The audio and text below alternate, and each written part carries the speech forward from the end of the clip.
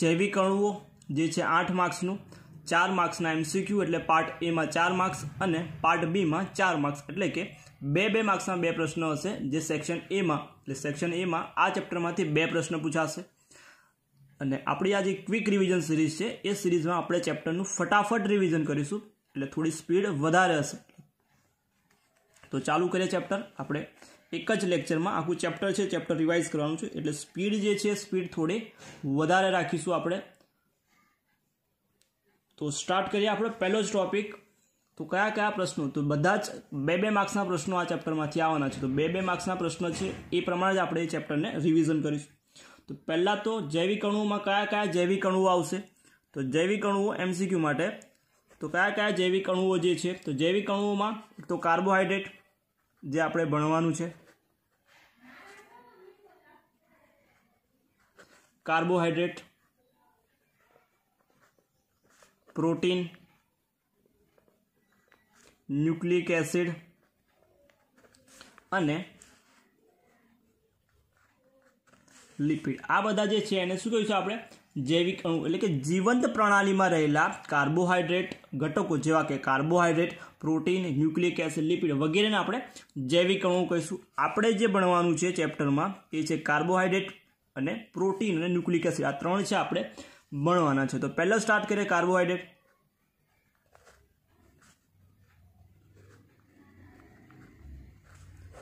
Carbohydrate तो carbohydrate में नाम परथी खबर कार्बन अने हाइड्रेट एटले के पाणी हशे। कार्बन अने हाइड्रेट मतलब पाणी हशे। आवुं आपणे कंईक एनुं लखी शकाय कार्बन अने पाणी। तो मोटा भागना कार्बोहाइड्रेट छे वनस्पति द्वारा अथवा कुदरती कार्बनिक जे संयोजनो छे विशाळ समूह छे। एमां कयाथी आपणने तो एक तो શેરડી શર્કરા જેને આપણે સુક્રોઝ કહીશું, પછી ગ્લુકોઝ, સ્ટાર્ચ। તો આ બધા જે છે કાર્બોહાઈડ્રેટ છે।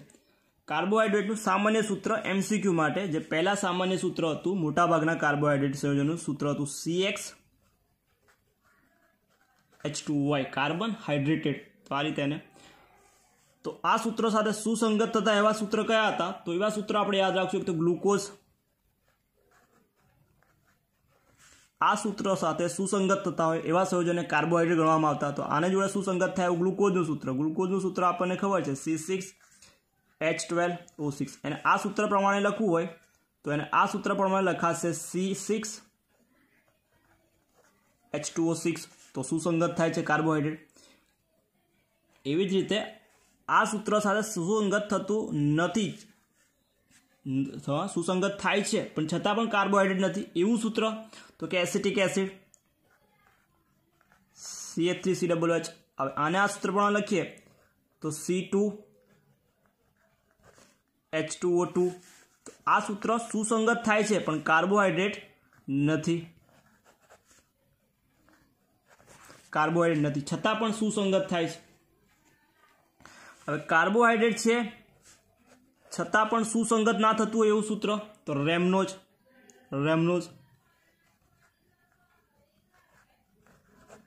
રેમનોઝનું સૂત્ર છે C6H12O5 એમસીક્યુ માટે રેમનોઝનું સૂત્ર લખો તો C6H12O5 જે આ સૂત્ર સાથે સંગત થશે ને કયા સૂત્ર સાથે તો CxH2Y સાથે સુસંગત થશે नहीं, छतां पण एने कार्बोहाइड्रेट तरीके आपणे गणीशुं। तो आ हता कार्बोहाइड्रेट विशेनी थोड़ी माहिती। कार्बोहाइड्रेट जे छे ए केवा छे प्रकाश क्रियाशील छे। केवा छे तो प्रकाश क्रियाशील।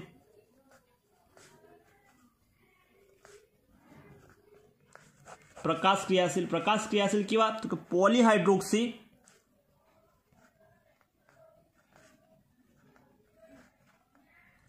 पॉलीहाइड्रोक्सी आल्डिहाइड अथवा पॉलीहाइड्रोक्सी कीटोन जे छे, कीटोन जे पछी कार्बोहाइड्रेटना बीजा नाम। कार्बोहाइड्रेट कया बीजा नाम तो एक शर्करा कहेवाय ने, शर्करा।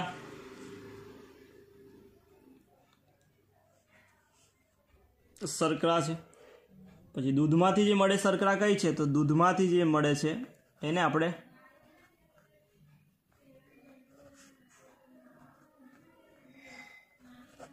લેક્ટોઝમાંથી મળે છે.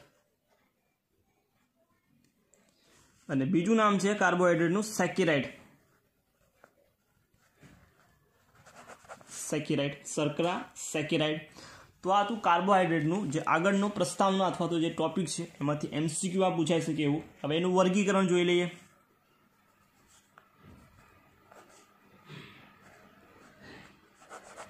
વર્ગીકરણ.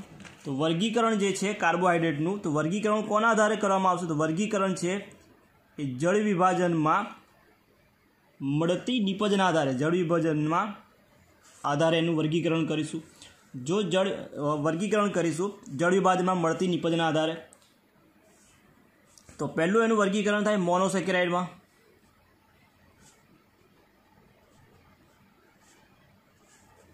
મોનોસેકેરાઇડ. તો મોનોસેકેરાઇડ એટલે કે એનું જળ વિભાજન થઈ વધુ સરળ એકમ મળે, એટલે જળ વિભાજન થઈ તો જળ વિભાજનથી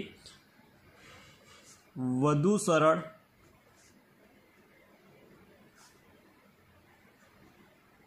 એકમ મળશે નહીં, એટલે કે એનું જળ વિભાજન ના થાય તો એને મોનોસેકેરાઇડ કહેવાશે. મોનોસેકેરાઇડના ઉદાહરણમાં યાદ રાખશું. તો મોનોસેકેરાઇડના ઉદાહરણમાં છે એક તો ગ્લુકોઝ, બીજું છે ફ્રુક્ટોઝ, અને ત્રીજું ઉદાહરણ યાદ રાખશું રિબોઝ. તો કાર્બોહાઈડ્રેટના જળ વિભાજનથી વધુ સરળ એકમ ના મળે તો એવા સેકેરાઇડને મોનોસેકેરાઇડ અથવા કાર્બોહાઈડ્રેટને મોનોસેકેરાઇડ કહીશું. ગ્લુકોઝ, ફ્રુક્ટોઝ અને રિબોઝ કહેવાશે. એના પછીનું છે બીજો પ્રકાર જેને ઓલિગોસેકેરાઇડ કહેવાશે.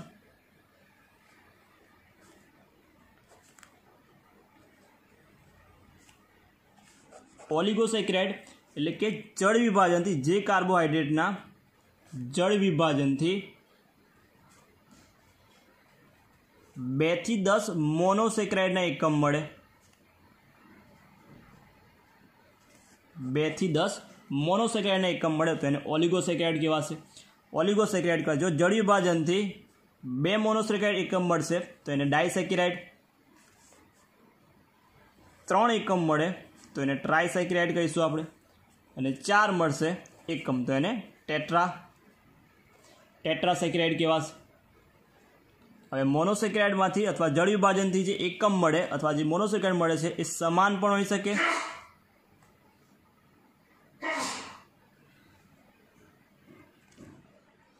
તો જળ વિભાજનથી જે મોનોસેકેરાઇડ મળશે એ સમાન પણ હશે અથવા તો જુદા જુદા પણ હશે. એટલે સમાન પણ હોઈ શકે અથવા જુદા જુદા હોઈ શકે. જો સુક્રોઝનું જળ વિભાજન કરવામાં આવે તો સુક્રોઝના જળ વિભાજનથી એક તો ગ્લુકોઝ અને બીજું ફ્રુક્ટોઝ, તો બંને જુદા જુદા મળે. એવી જ રીતે જો માલ્ટોઝનું જળ વિભાજન થાય તો માલ્ટોઝના જળ વિભાજનથી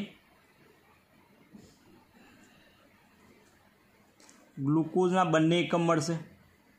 બંને જે એકમો મળશે કેવા હશે? ગ્લુકોઝ. તો આ બંને ડાયસેકેરાઇડ કહેવાશે. તો આ હતું ઓલિગોસેકેરાઇડ, જે કાર્બોહાઈડ્રેટના અથવા કાર્બોહાઈડ્રેટ સંયોજનોના જળ વિભાજનથી 2 અથવા 10 મોનોસેકેરાઇડ મળે તો એને ઓલિગોસેકેરાઇડ. 2 મળશે તો ડાયસેકેરાઇડ, 3 મળશે તો ટ્રાયસેકેરાઇડ અને 4 હશે તો ટેટ્રાસેકેરાઇડ. એ મળતા એકમો સમાન અથવા જુદા જુદા હશે. જુદા જુદા હોય એવું તો કે સુક્રોઝના જળ વિભાજનથી મળે. માલ્ટોઝ તો કે એમાં ગ્લુકોઝ મળે, તો બંને એકમ ગ્લુકોઝ છે.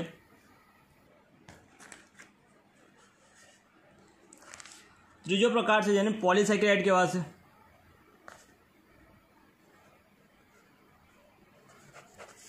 પોલિસેકેરાઇડ એટલે કે જે કાર્બોહાઈડ્રેટ સંયોજનોના જળ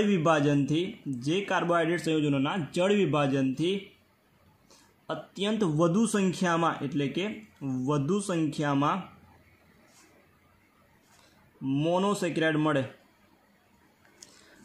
વધુ સંખ્યામાં મોનોસેકેરાઇડ મળે તો એને આપણે પોલિસેકેરાઇડ કહેવાશે. પોલિસેકેરાઇડમાં ઉદાહરણમાં આવશે સ્ટાર્ચ, જેમાંથી અસંખ્ય આપણને મોનોસેકેરાઇડ એકમ મળશે, અથવા તો સેલ્યુલોઝ બીજું ઉદાહરણ છે. ત્રીજું ઉદાહરણ છે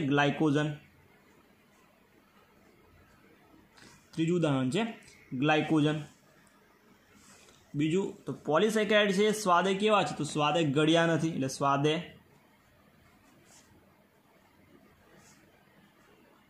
સ્વાદે મીઠા નથી.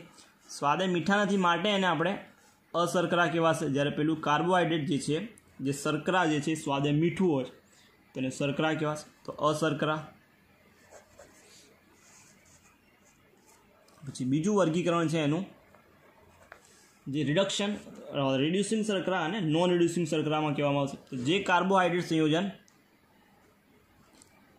ફેલિંગ દ્રાવણ અને ટોલેન્સ પ્રક્રિયકનું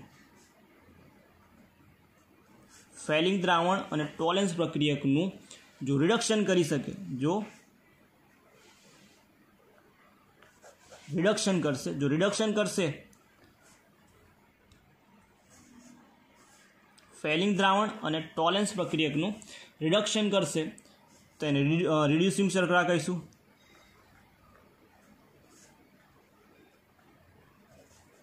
રિડ્યુસિંગ શર્કરા. અને જો રિડક્શન નહીં થાય તો એને નોન રિડ્યુસિંગ શર્કરા કહેવાશે. નોન રિડ્યુસિંગ શર્કરા. તો રિડ્યુસિંગ શર્કરાને બીજું કહેવાય રિડક્શન કરતા.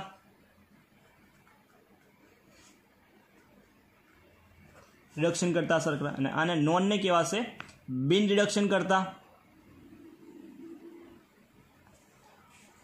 તો આ હતું એનું વર્ગીકરણ, કાર્બોહાઈડ્રેટનું વર્ગીકરણ. નેક્સ્ટ ટોપિક જોઈશું આપણે મોનોસેકેરાઇડ સંયોજન છે એનું વર્ગીકરણ અથવા મોનોસેકેરાઇડ સંયોજનોનું.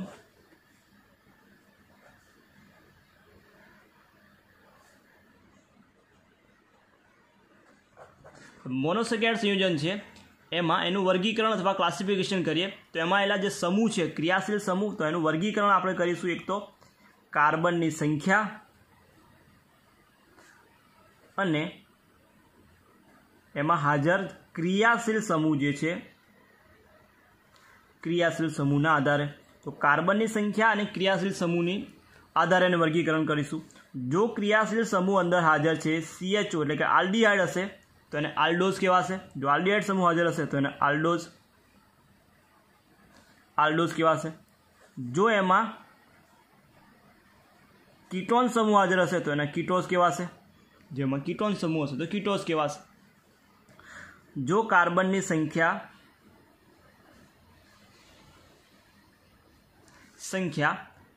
3 હોય તો એને ટ્રાયોઝ કહીશું. જો સંખ્યા 3 હશે તો એને ટ્રાયોઝ કહેવાશે. સંખ્યા 3 તો ટ્રાયોઝ. અને જો આલ્ડીહાઇડ સમૂહ હાજર હશે, સંખ્યા 3 છે ને, તો આલ્ડીહાઇડ સમૂહ હાજર હશે તો એને આલ્ડો ટ્રાયોઝ કહીશું આપણે. આલ્ડો ટ્રાયોઝ. અને સમૂહ જે છે કીટોન હશે, C double bond O ketone, તો એને કીટો ટ્રાયોઝ કહેવાશે. સમૂહ કાર્બનની સંખ્યા 4 તો એને ટેટ્રોઝ. આલ્ડીહાઇડ સમૂહ તો એને આલ્ડો ટેટ્રોઝ, કીટો ટેટ્રોઝ. આ રીતે 5 હશે તો પેન્ટોઝ, 6 હશે તો હેક્ઝોઝ. તો આપણે 6 વાળું જે છે એ 6 વાળું જેને આપણે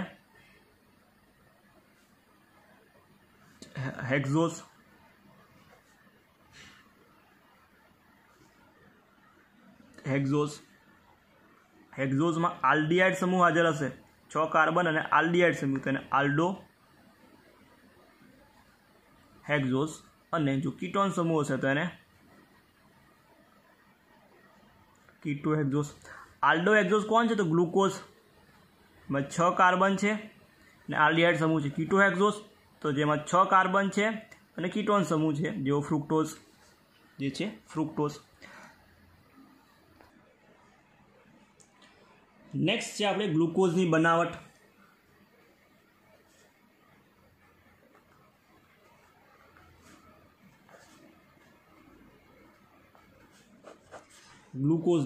ગ્લુકોઝ છે એક તો શેરડીમાંથી,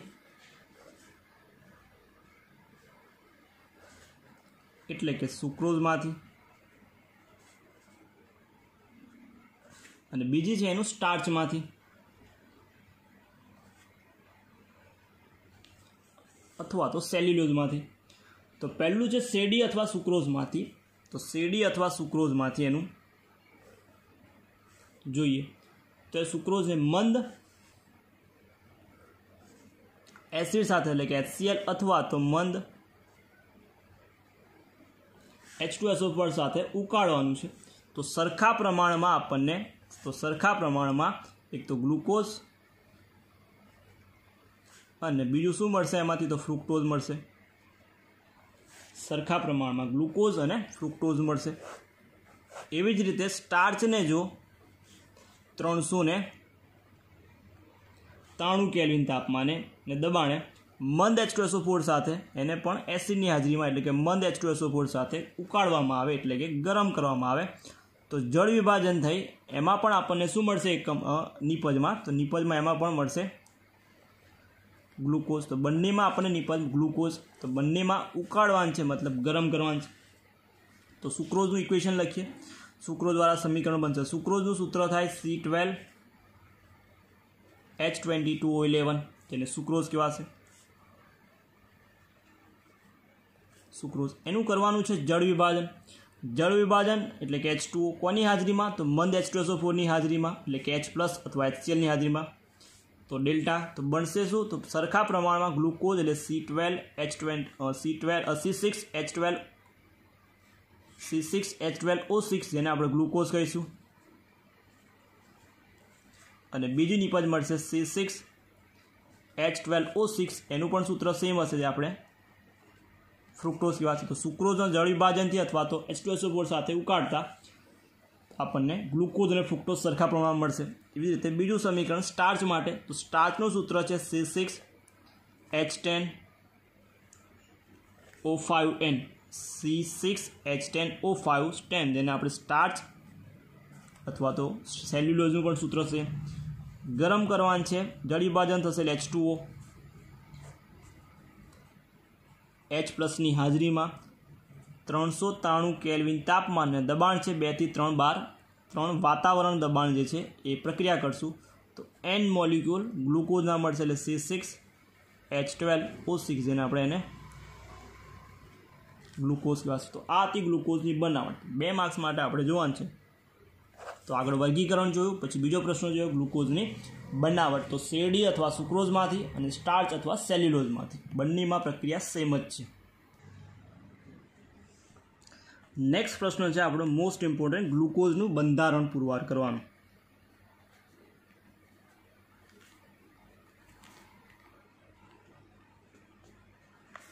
બંધારણ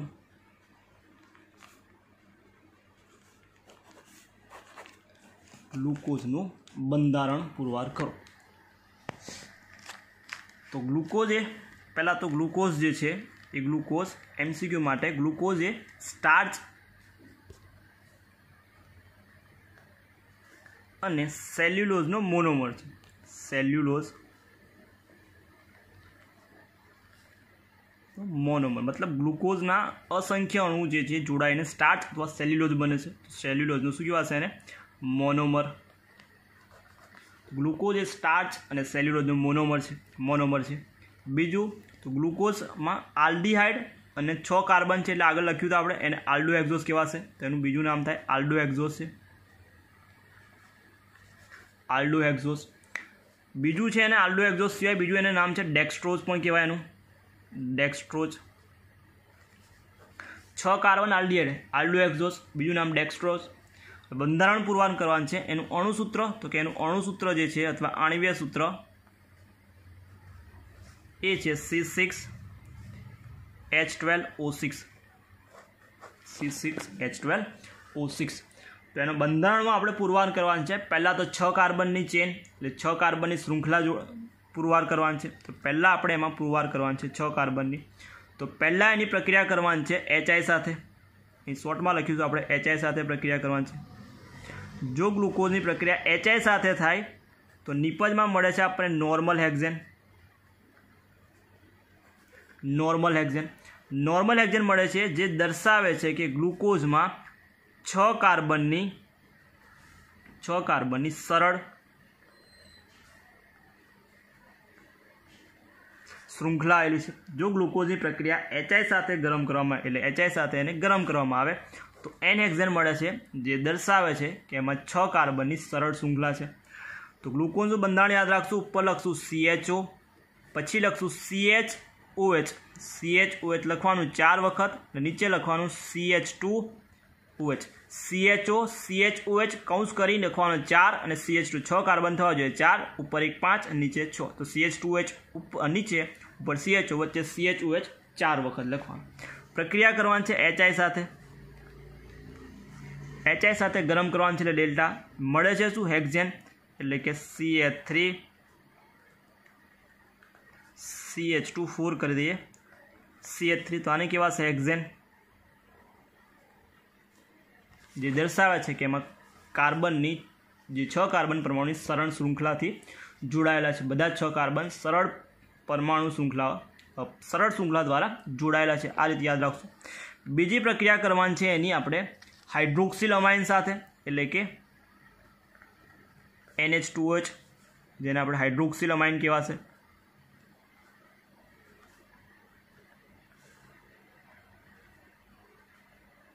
હાઇડ્રોક્સિલ એમાઇન સાથે અને બીજી પ્રક્રિયા કરવાની છે એની HCN સાથે જેને હાઇડ્રોજન સાયનાઇડ કહેવાશે.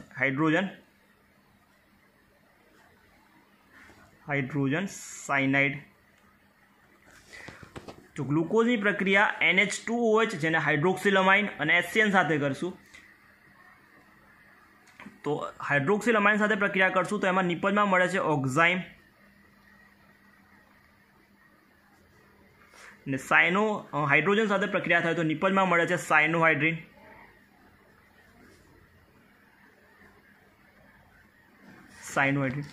જો ગ્લુકોઝની પ્રક્રિયા NH2OH એટલે હાઇડ્રોક્સિલમાઇન સાથે થાય તો ઓક્ઝાઇમ અને HCN સાથે થાય તો સાયનોહાઇડ્રિન મળે છે. આ બંને પ્રક્રિયા દર્શાવે છે ગ્લુકોઝમાં કાર્બોનિલ સમૂહની હાજરી. બંને પ્રક્રિયા દર્શાવે છે ગ્લુકોઝમાં કાર્બોનિલ સમૂહની હાજરી. કાર્બોનિલ સમૂહ એટલે C ડબલ બોન્ડ O ની હાજરી નિશ્ચિત કરે છે. તો ગ્લુકોઝની કાર્બોનિલ સમૂહની હાજરી પુરવાર કરો તો NH2OH અને HCN સાથેની પ્રક્રિયા યાદ રાખશું. તો સમીકરણ એનું લખીએ. પહેલાં ગ્લુકોઝની પ્રક્રિયા કરીએ NH2OH તો ગ્લુકોઝ CHO નીચે આવશે CHOH 4 વખત નીચે આવશે CH2OH. પ્રક્રિયા કરવાની છે હાઇડ્રોક્સિલ અમાઇન એટલે કે NH2OH સાથે NH2 લખીએ NH2OH સાથે તો નિપજમાં મળશે આપણને તો અહીંથી H અને અહીંથી O છે આપણે દૂર કરી દઈશું. અહીંથી H અને અહીંથી O છે એને દૂર કરી દઈશું તો નિપજ આપણને મળશે CH double bond NaOH CH double bond NaOH બાકીનું છે એવું ને એવું CHOH 4 ટાઈમ CH2OH જેને કહેવાશે ઓક્ઝાઇમ.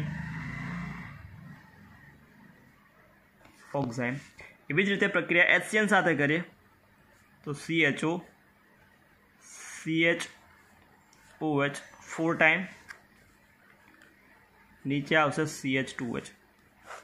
પ્રક્રિયા કરવાની છે HCN સાથે તો H છે એને ઓક્સિજન સાથે અને CN છે એને કાર્બન સાથે લગાવી દઈશું આપણે.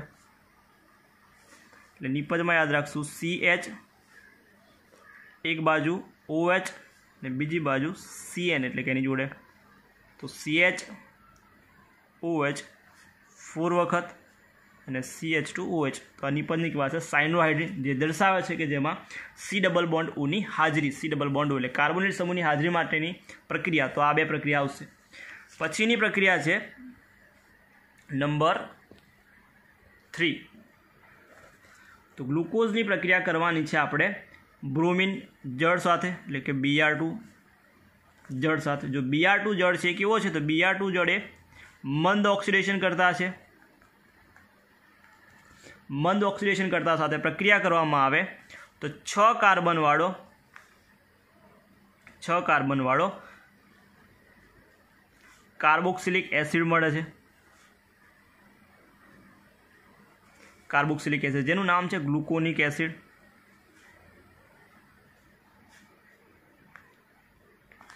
જો ગ્લુકોઝની પ્રક્રિયા મંદ ઓક્સિડેશન કરતા એટલે કે Br2 જળ સાથે કરવામાં આવે તો નિપજમાં 6 કાર્બનવાળો કાર્બોક્સિલિક એસિડ એટલે કે ગ્લુકોનિક એસિડ મળે છે જે દર્શાવે છે કે ગ્લુકોઝમાં C double bond O carbonyl સમૂહ જે છે એ કાર્બોનિલ સમૂહ આલ્ડીહાઇડ સ્વરૂપમાં હાજર છે, CHO સ્વરૂપમાં હાજર, એટલે CHO સમૂહની હાજરી પુરવાર કરે છે, CHO સમૂહની હાજરી પુરવાર કરે તો એનું સમીકરણ બનશે CHO નીચે CHOH 4 ટાઈમ અને નીચે આવશે CH2OH. પ્રક્રિયા કરવાની છે Br2 જળ સાથે તો મળશે ગ્લુકોનિક એસિડ. તો આલ્ડીહાઇડનું ઓક્સિડેશન થઈ જશે એટલે COOH, બાકીનું છે એવું ને એવું CHOH 4 ટાઈમ CH2OH. તો આની પાસે ગ્લુકોનિક એસિડ.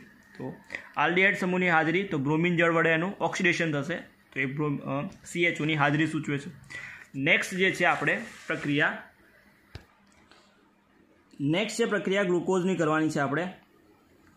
ગ્લુકોઝની પ્રક્રિયા એસિટિક એનહાઇડ્રાઇડ સાથે.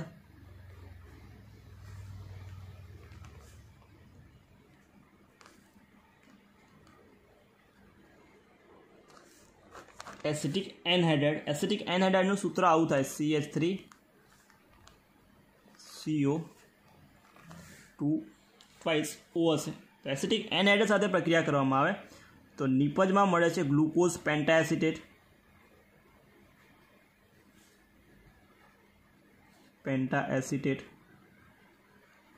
ગ્લુકોઝ પેન્ટાએસિટેટ.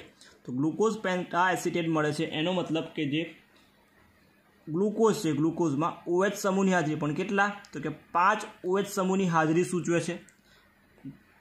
5 OH સમૂહની એ જુદા જુદા કાર્બન સાથે જોડાયેલા છે એવું એ સાબિત કરે છે એસિટિક એનહાઇડ્રાઇડ સાથે પ્રક્રિયા કરવામાં આવે તો એનું સમીકરણ સ્વરૂપે લખીએ CHOH 4 વખત નીચે આવશે CH2OH. પ્રક્રિયા કરવાની છે એસિટિક એનહાઇડ્રાઇડ સાથે.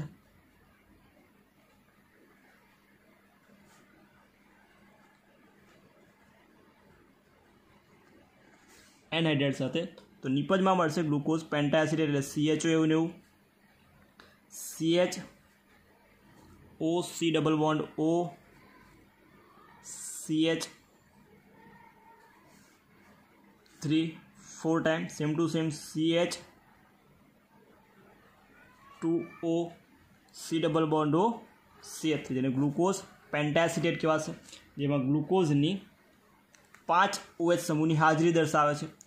છઠ્ઠી પ્રક્રિયા લાસ્ટ પ્રક્રિયા ગ્લુકોઝનું જો નાઇટ્રિક એસિડ વડે ગ્લુકોઝનું નાઇટ્રિક એસિડ એટલે કે HNO3 વડે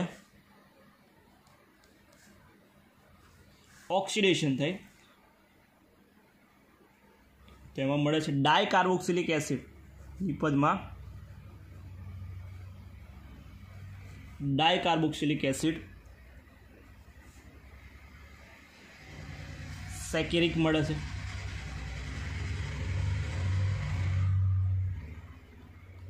સેકેરિક એસિડ મળે છે અને જે દર્શાવે છે કે એમાં એક પ્રાઇમરી OHની હાજરી પ્રાથમિક આલ્કોહોલની હાજરી સૂચવે છે. તો કોની તો ગ્લુકોઝ HNO3 સાથે કોની પ્રક્રિયા થાય છે તો ગ્લુકોઝની પ્રક્રિયા થાય તો પણ સેમ નિપજ મળે છે. એવી જ રીતે HNO3ની પ્રક્રિયા ગ્લુકોનિક એસિડ સાથે થાય તો પણ નિપજ સેમ મળે છે. એનો મતલબ કે એમાં હાજર જે OH છે એમાં એક પ્રાથમિક OH સમૂહ હાજર છે. તો જો ગ્લુકોઝની પ્રક્રિયા થાય તો CHOH 4 અને CH2OH. પ્રક્રિયા થાય HNO3 સાથે ડાયકાર્બોક્સિલિક એસિડ ઉપર પણ COOH ને વચ્ચે જે છે CHOH ને નીચે CH2OH છે એની જગ્યા પર પણ COOH. આને કહીશું આપણે સેકેરિક એસિડ.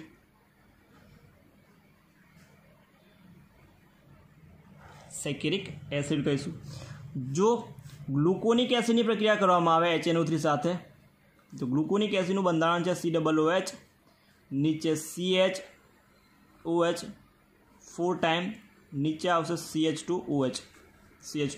તો એની પણ નિપજ સેકેરિક એસિડ જે દર્શાવે છે ગ્લુકોઝ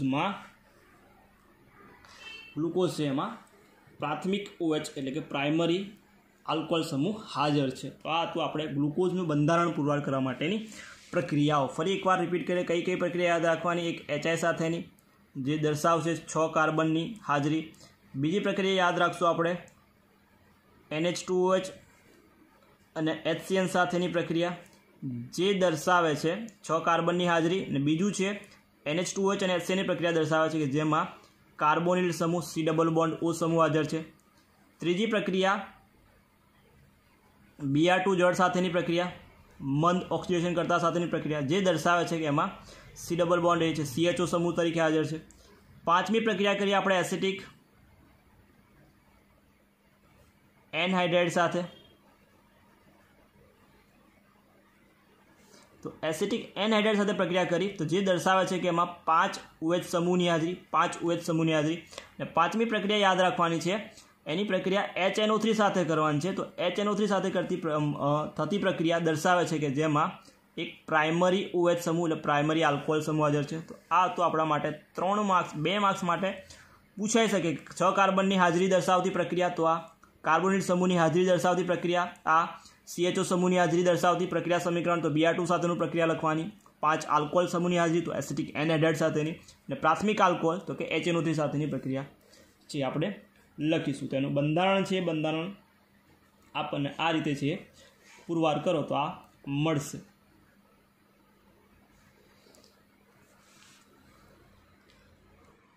તો ગ્લુકોઝનું બંધારણ દોરો તો ગ્લુકોઝનું બંધારણ દોરાશે CHO અથવા તો ડાયરેક્ટ જ કરી નાખ્યા આવું. 1 2 3 4 5 અને છઠ્ઠો કાર્બન છે તે લખવાનું CH2OH. 1 2 3 4 5 6 કાર્બન. તો અહીંથી સ્ટાર્ટ થાય નંબર 1. તો પહેલા પર છે OH જમણી બાજુ લખવાનો, પછી H. બીજા પરવાળો જે OH છે એને લખવાનો આ બાજુ એટલે કે ત્રીજો કાર્બન થશે. ચોથો કાર્બન સેમ ટુ સેમ. પાંચમો કાર્બનનો OH છે એ આપણા માટે D અને L જે કન્ફિગ્યુરેશન અથવા સંકેત પદ્ધતિ માટે ઉપયોગી છે.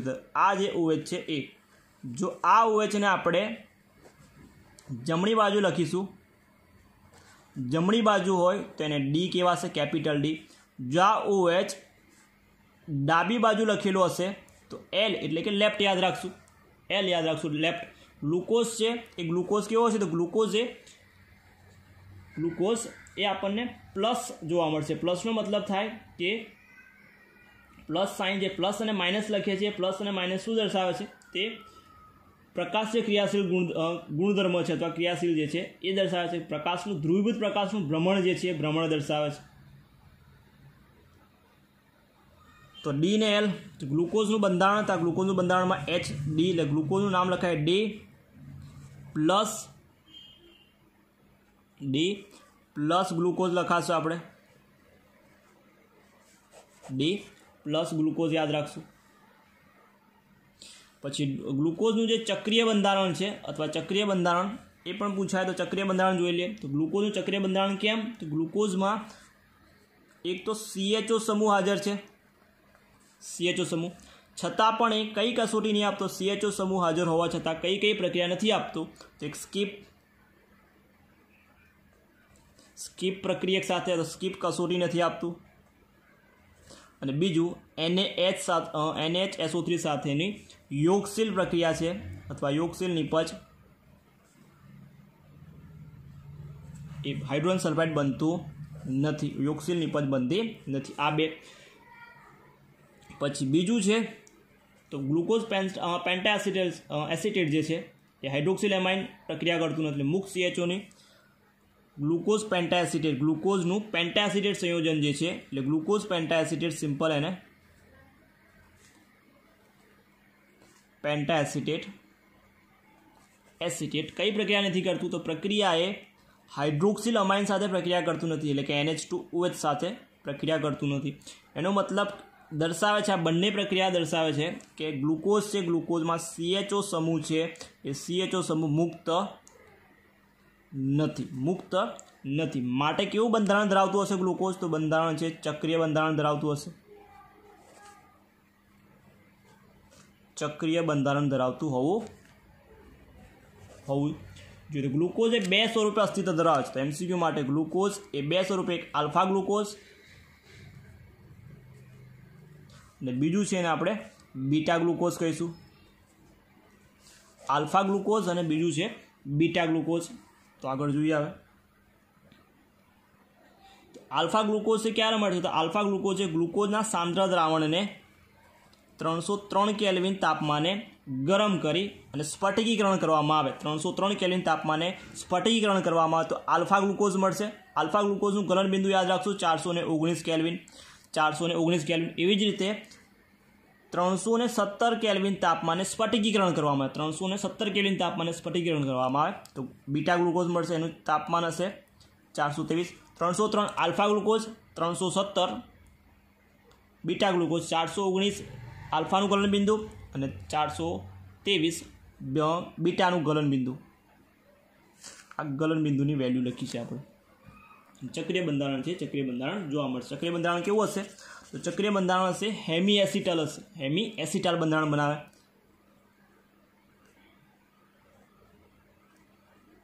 એટલે કે OH અને CHO समूह जोड़ाईने, OH અને CHO समूह जोड़ाईने।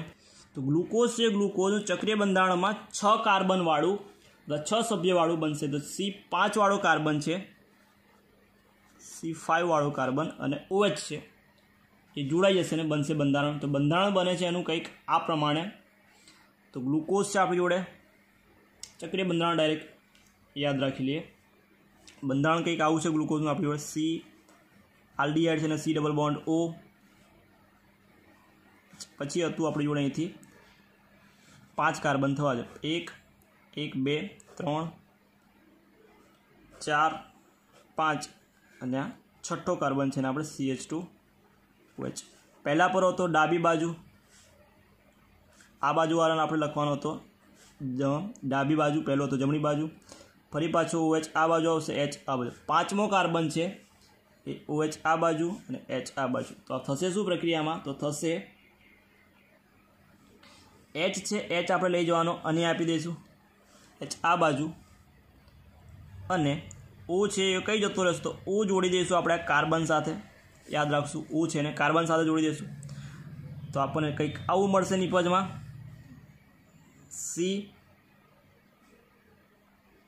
COH H અને ઉપરથી આપણે ઓક્સિજન જે અટેચ કરીશું 1 2 3 4 1 2 3 4 CH2OH। આ છે આપણું જો કાર્બન છે એ અહીંથી અહીં જોડેલો હશે એટલે આ જોડી ગયું, OH H H OH। તો પહેલો કાર્બન, બીજો, ત્રીજો, ચોથો, પાંચમો અને છઠ્ઠો CH2OH। જો OH એ ડાબી બાજુ આ કાર્બનનું નામ આવશે એનોમર અથવા એનોમેરિક કાર્બન।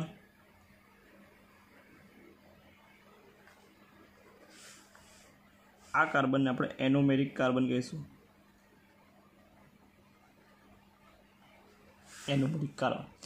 એનોમેરિક કાર્બન પરનો OH જો જમણી બાજુ હશે તો એને આપણે જમણી બાજુ હોય તો એને આલ્ફા કહીશું, ને જો આ OH એટલે કાર્બનવાળો જે એનોમેરિક કાર્બનનો OH ડાબી બાજુ હોય તો એને બીટા કહેવાશે, બીટા કાર્બન કહેવાશે। અને ચક્રીય બંધારણ છે ગ્લુકોઝનું કોના જેવું છે? પાયરેન જેવું હોય છે। તો પાયરેન જેવું કેમ? તો પાયરેનમાં 5 કાર્બન અને એક ઓક્સિજન ધરાવતું એમ ટોટલ 6 સભ્યવાળું રિંગ બનશે, 6 સભ્યવાળી રિંગ બનશે। તો એને ચક્રીય બંધારણ, તો એને હાવર્ત દ્વારા ગ્લુકોઝનું ચક્રીય બંધારણ છે આપણે દોરીએ તો એને, તો બંધારણ છે એનું બંધારણ કંઈક આ રીતે દોરાશે, વચ્ચે ઓક્સિજન, અહીંથી કાર્બન થાય 1 કાર્બન 2 3 4 અને 5।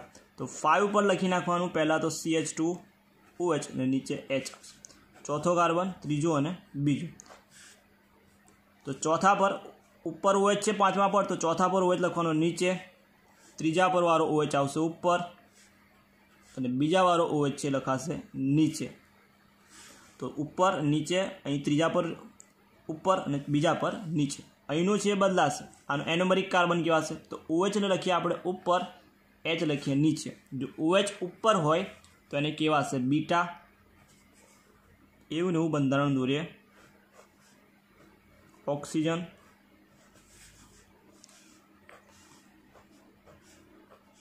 આ કાર્બન છે પહેલો કાર્બન, અહીં લખવાનું પાંચમો કાર્બન CH2OH ઉપર, H નીચે. ચોથા પર OH ઉપર આવશે, H નીચે. ત્રીજા પર OH નીચે આવશે અને H આવશે ઉપર.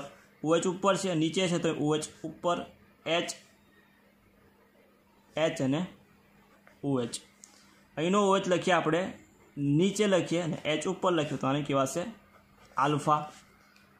એને કહેવાશે આલ્ફા.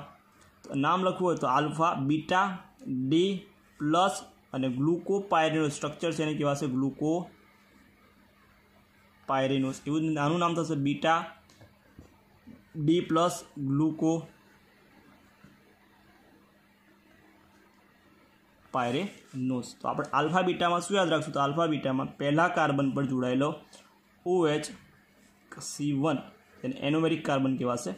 એની પર જોડાયેલો OH આલ્ફા ક્યારે બનશે? તો આલ્ફા OH એક તો જમણી બાજુ હોય OH છે એ OH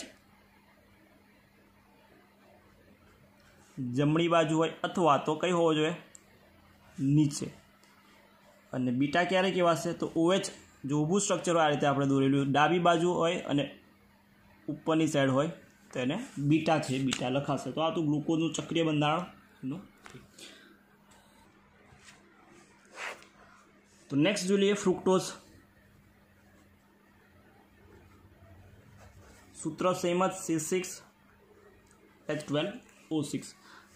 નામ 6 કાર્બન અને કીટોન સમૂહ એટલે કીટોહેક્ઝોસ. કીટોહેક્ઝોસ કહેવાશે. સુક્રોઝના જળીબાજરમાંથી મળે એ પણ ફળ અને શાકભાજીમાંથી મળે. એનું નામ થશે તો ફ્રુક્ટોઝની જેમ એનું નામ પણ ડી, પણ માઇનસ આવશે. ડી વામ ભ્રમણીય છે, પેલું દક્ષિણ ભ્રમણીય હતું એટલે વામ ભ્રમણીય ડી માઇનસ ફ્રુક્ટોઝ કહેવાય. બંધારણ દોરવું હોય તો બંધારણ દોરાશે CH2OH C double bond O CHOH 3 time અને CH2OH ઉપર નીચે CH2OH પછી C ડબલ બોન્ડ O અને CHOH 3 વખત લખવાનું. તેને ડી ફ્રુક્ટોઝ કહેવાય. ચક્રીય બંધારણમાં તો ચક્રીય બંધારણ છે એને કહેવાશે ફ્યુરાન. ચક્રીય બંધારણ કોના જેવું હશે? ફ્યુરાન જેવું, એટલે 5 કાર્બન વાળું ફ્યુરાન યાદ રાખશું. ફ્યુરાનમાં શું હશે? તો 4 કાર્બન અને 1 ઓક્સિજન. ટોટલ સભ્યો કેટલા થશે? આ કાર્બન અને ઓક્સિજન છે તો 5 સભ્યોવાળું જે સ્ટ્રક્ચર છે એ બનશે. તો બંધારણ છે બંધારણ ફ્રુક્ટોઝનું બંધારણ કે આ પ્રમાણે મળશે.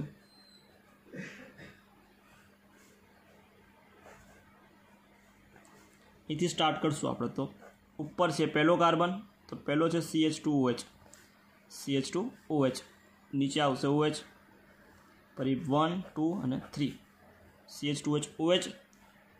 તો ત્રીજા પર OH ઉપર જ રાખવાનો, H નીચે.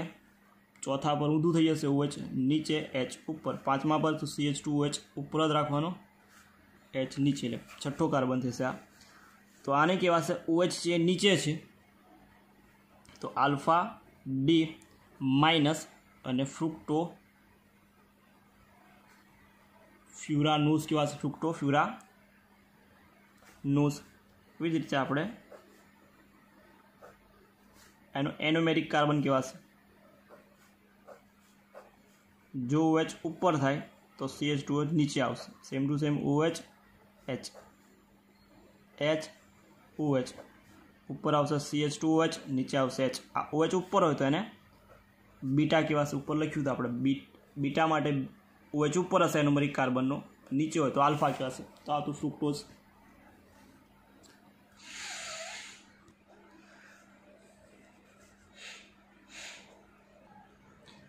તો નેક્સ્ટ ટોપિક છે પ્રોટીન અને એમિનો એસિડ. તો પ્રોટીન શું હશે? પ્રોટીન જે છે એ જૈવિક અણુ એટલે જીવન પ્રણાલીમાંથી મળી આવતું, પછી જીવનના બંધારણ અને જે કાર્યો છે એને મૂળભૂત આધાર તરીકે ઉપયોગ થાય. પ્રોટીન જે છે, પ્રોટીન શું છે? તો પ્રોટીન એ શબ્દ પ્રોટીઓસ શબ્દ પરથી બનેલો છે। પ્રોટીન જે છે એ પ્રોટીઓસ શબ્દ ગ્રીક વર્ડ જે છે પ્રોટીઓસ પરથી, જેનો મતલબ થાય પ્રાથમિક અથવા અતિ મહત્વપૂર્ણ। તો પ્રોટીન જે શબ્દ છે ગ્રીક વર્ડ, ગ્રીક શબ્દ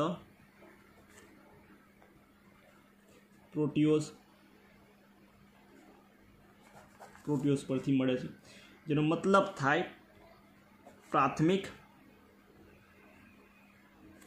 અથવા તો અતિ મહત્વ,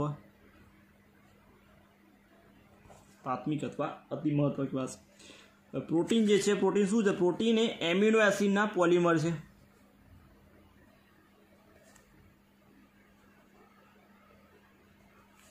પ્રોટીન એ એમિનો એસિડના સંયોજનના પોલિમર પદાર્થ છે। એમિનો એસિડ તો નામ પરથી ખબર પડે એમાં કે એક તો એમિનો હશે ને એસિડ એટલે કે શું હશે એમાં COOH એસિડ ને એમિનો એસિડ। તેનું બંધારણ છે એમિનો એસિડનું RCH2 COO CH કરી દે NH2 અને એમિનો એસિડ કહેવાશે। R એ શાખા હશે તો આ COOH એ આલ્ફા કાર્બન પર હતો અને આલ્ફા એમિનો એસિડ કહેવાશે। જો એના સંદર્ભમાં બીજા કાર્બન હતો બીટા પર હતો, બીટા એમિનો એસિડ, આ રીતે એને કાર્બોક્સિલિક સમૂહ જે છે એના સ્થાનના અથવા એના સંદર્ભમાં એમિનો એસિડ જે છે એના સમૂહ જે છે એનું સ્થાન એટલે કે આલ્ફા પર છે બીટા પર છે કે એના આધારે વર્ગીકરણ કરશે અને આલ્ફા એમિનો એસિડ કહેવાશે, જો બીજા પર હોત તો બીટા કહેવાત। તો આ રીતે એનું વર્ગીકરણ છે। પ્રોટીનનું જો જળ વિભાજન થાય, જળ વિભાજન તેમાંથી આલ્ફા એમિનો એસિડ મળે। પ્રોટીનના જળ વિભાજનથી માત્ર આલ્ફા એમિનો એસિડ મળે છે। અને ક્રિયાશીલ સમૂહ જે છે એનું નામ છે, તો નામ એના મળતા અથવા તો એના સ્ત્રોતના આધારે પાડેલા છે। તો એક નામ છે ગ્લાયસિન,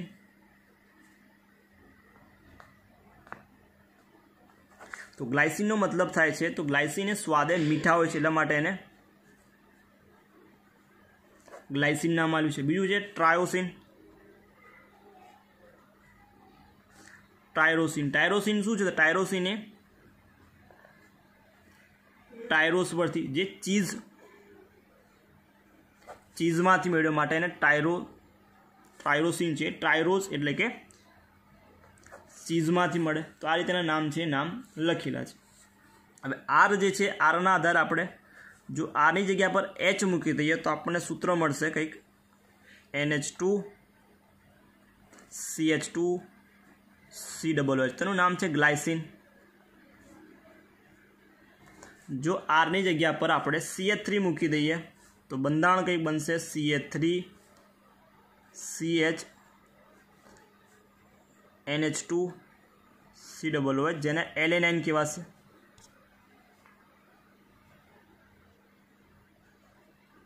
એલેનાઇન કહેવાશે। તો આ રીતે એના નામ છે નામ।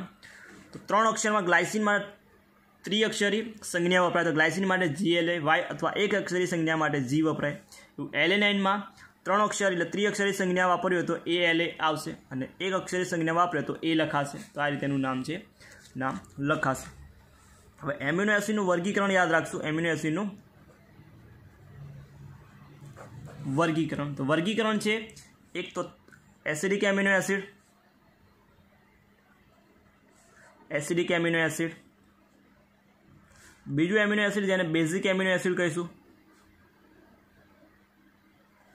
અને ત્રીજું છે જેને આપણે તટસ્થ એમિનો એસિડ।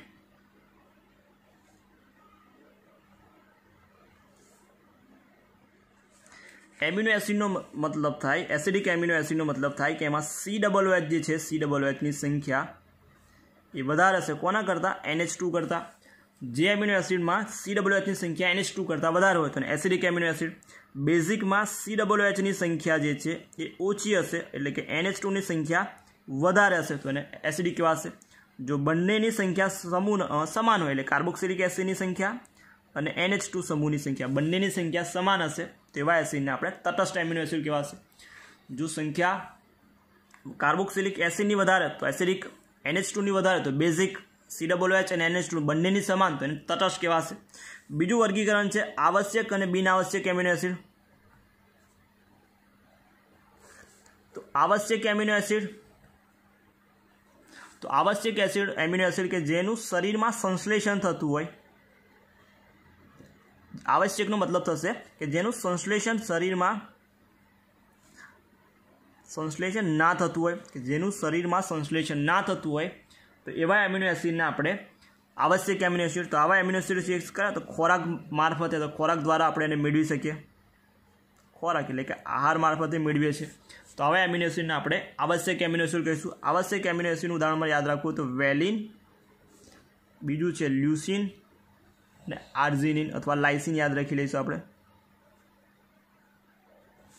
વેલિન, લ્યુસિન, લાઇસિન અને આર્જિનિન જે એમિનો એસિડનું શરીરમાં સંશ્લેષણ થતું નથી તેને આવશ્યક કહેવાશે. એના કરતાં ઊંધું બિન આવશ્યક.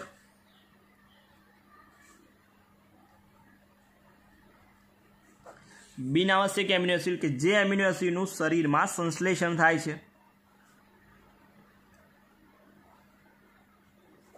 જે એમિનો એસિડનું શરીરમાં સંશ્લેષણ થાય છે, જો સંશ્લેષણ થતું હોય તો એને બિન આવશ્યક એમિનો એસિડ કહેવાશે. બિન આવશ્યક એમિનો એસિડમાં ઉદાહરણમાં આવશે ગ્લાયસિન, ગ્લાયસિન છે એલેનાઇન,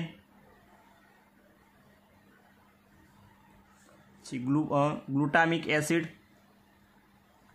ગ્લુટામિક એસિડ અને બીજું છે એસ્પાર્ટિક એસિડ.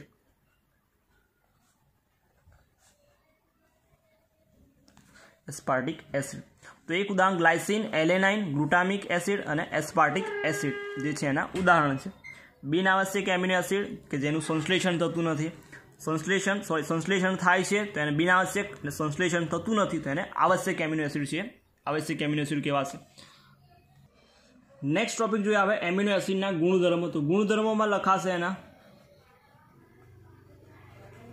તો એમિનો એસિડના ગુણધર્મોમાં પહેલું આવશે રંગવિહીન. તો જલીય દ્રાવણમાં COOH જે છે પ્રોટોન ગુમાવે છે, જ્યારે NH2 જે છે એ H+ સ્વીકારી અને ધન આયન બનશે.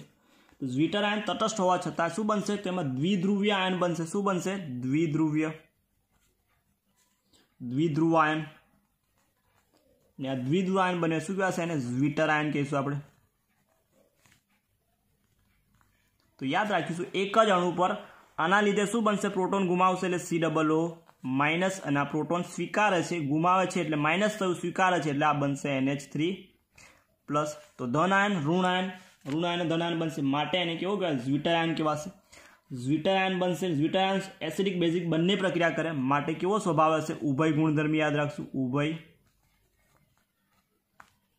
ગુણી વર્તણૂક દર્શાવે. પ્રક્રિયા લખ્યું તો આવું કંઈક લખાશે RCH NH2COOH. પ્રોટોન સ્વીકારે અને ગુમાવશે તો કંઈક બનશે આ પ્રમાણે RCH NH3+ અને C ડબલ બોન્ડ O લખીએ, આ રીતે લખીએ આપણે તો O માઇનસ. તો આને કહેવાશે ઝ્વિટર આયન. આ બન્યું એને કહેવાશે ઝ્વિટર આયન. અને કેવો ગુણધર્મ? તો ઉભય ગુણ, એસિડ અને બેઝ બંને સાથે પ્રક્રિયા કરી શકે. તો ઝ્વિટર આયનમાં COOH એસિડિક છે NH બેઝ છતાં, કારણ કેવું વર્તે? ક્ષાર તરીકે વર્તે છે. જ્યારે જલીય દ્રાવણમાં એમિનો એસિડમાંથી COOH H+ ગુમાવી માઇનસ આયન NH2+ સ્વીકારી પ્લસ આયનમાં દ્વિધ્રુવીય આયન બને, જેને ઝ્વિટર આયન કહેવાશે. ઝ્વિટર આયન એ ઉભય ગુણી છે, બંને સાથે પ્રક્રિયા કરે એસિડ અને બેઝ સાથે, તો ઉભય ગુણ વર્તણૂક દર્શાવે છે. પછી મોટાભાગના એમિનો એસિડ જે છે એ મોટાભાગના એમિનો એસિડ કેવા છે? L સ્વરૂપે મળે છે. એનો મતલબ કે NH2 જે છે એ મોટાભાગના એમિનો એસિડ કેવા સ્વરૂપે? L સ્વરૂપે મળે છે. એનો મતલબ કે NH2 સમૂહ છે કઈ બાજુ લખેલો હશે? તો NH2 છે ડાબી બાજુ. L એટલે કે લેફ્ટ એટલે કે ડાબી બાજુ યાદ રાખશું આપણે. મોટાભાગના કુદરતી રીતે મળતા એમિનો એસિડ છે એ આલ્ફા, ગ્લાયસિન સિવાયના, એક પ્રશ્ન છે, ગ્લાયસિન સિવાયના બધા જ કુદરતી એમિનો એસિડ કેવા છે? આલ્ફા છે. બધા જ કુદરતી એમિનો એસિડ આલ્ફા સ્વરૂપ ધરાવે છે. તો પ્રકાશ ક્રિયાશીલ છે અને D અને L એમ બે સ્વરૂપ ધરાવે છે. D અને L. તો આટલી વસ્તુ આપણે આ એમિનો એસિડમાં છે યાદ રાખવાની છે. એના પછીનો ટોપિક જોઈએ પેપ્ટાઇડ બંધ અથવા પેપ્ટાઇડ સાંકળ. તો નેક્સ્ટ ટોપિક છે આપણો પેપ્ટાઇડ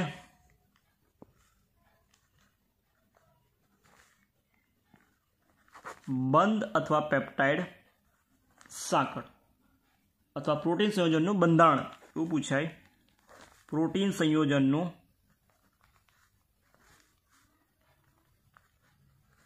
સંયોજનનું બંધારણ, પ્રોટીન સંયોજનનું બંધારણ. તો પ્રોટીન સંયોજન બંધારણ તો આ પેપ્ટાઇડ બંધ બનશે કેવું, તો કે એક એમિનો એસિડનો NH2 સમૂહ અને બીજા એમિનો એસિડનો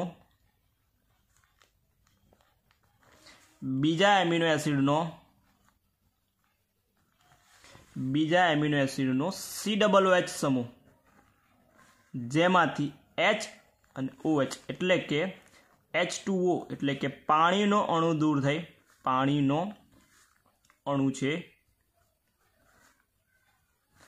દૂર થઈ અને એમાઇડ બનશે. શું બનશે? એમાઇડ એટલે કે CONH બનશે, COH બને છે ને આ CONH બન્યું એને કહેવાશે પેપ્ટાઇડ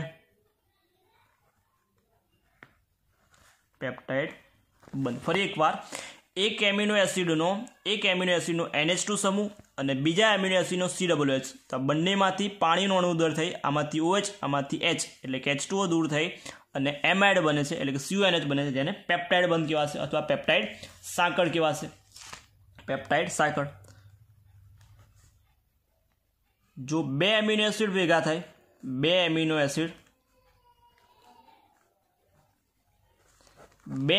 ભેગા થાય અને પેપ્ટાઇડ બંધથી જોડાય. કયા બંધથી? તો પેપ્ટાઇડ બંધથી જોડાય.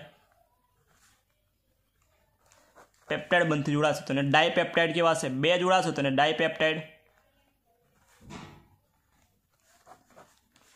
તો બે એમિનો એસિડ એ પેપ્ટાઇડ બંધથી જોડાય તેને ડાયપેપ્ટાઇડ કહેવાશે. તો ઉદાહરણ લખીએ આપણે એનું, ગ્લાયસિન અને એલેનાઇન. એક છે આપણી જોડે ગ્લાયસિન અને બીજું છે એલેનાઇન. ગ્લાયસિન અને એલેનાઇન. ગ્લાયસિનનું બંધારણ છે NH2 CH2 COOH પ્લસ એલેનાઇનનું બંધારણ છે NH2 CH3 COOH. તો અહીંથી OH, અહીંથી એક, એવી રીતે અહીંથી આ બાજુથી પણ જશે. પહેલાં આપણે ડાયપેપ્ટાઇડ બનાવીએ તો એક પાણીનો અણુ દૂર થશે, તો H2O નો અણુ દૂર કરીએ તો નિપજમાં મળશે આપણને NH2 CH2 CONH CH CH3 COOH. તો આ જે બન્યું એને કહેવાશે પેપ્ટાઇડ સાંકળ. એનું નામ લખવું તો ગ્લાયસિન એલેનાઇન લખાશે. ગ્લાયસિલ એલેનાઇન લખાશે. એલેનાઇન શોર્ટમાં લખવું તો GLY હતું, એલેનાઇનમાં હતું ALA. તો ગ્લાયસિન તો ડાયપેપ્ટાઇડ બનશે. ટ્રાયપેપ્ટાઇડ લખવું હોય તો ટ્રાયપેપ્ટાઇડમાં કેટલા એમિનો એસિડ જોઈશે? તો ટ્રાયપેપ્ટાઇડ માટે 3 એમિનો એસિડ જોઈશે અને ટ્રાયપેપ્ટાઇડ કહેવાશે. તો 3 એમિનો એસિડ જોડાશે અને એમાં પેપ્ટાઇડ શૃંખલા કેટલી જોવા મળશે? તો પેપ્ટાઇડ બંધ. તો પેપ્ટાઇડ બંધ જોવા મળે એમાં 2 પેપ્ટાઇડ બંધ બનશે અથવા 2 પેપ્ટાઇડ સાંકળ દ્વારા જોડાશે. એવી રીતે જ જો 4 એમિનો એસિડ જોડાશે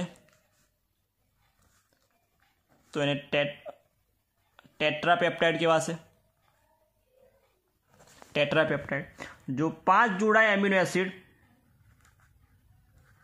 તો એને આપણે પેન્ટાપેપ્ટાઇડ કહેવાશે. 6 હશે તો હેક્સાપેપ્ટાઇડ કહેવાશે. 6 હોય એમિનો એસિડ તો એને હેક્સાપેપ્ટાઇડ કહેવાશે. હેક્સાપેપ્ટાઇડ.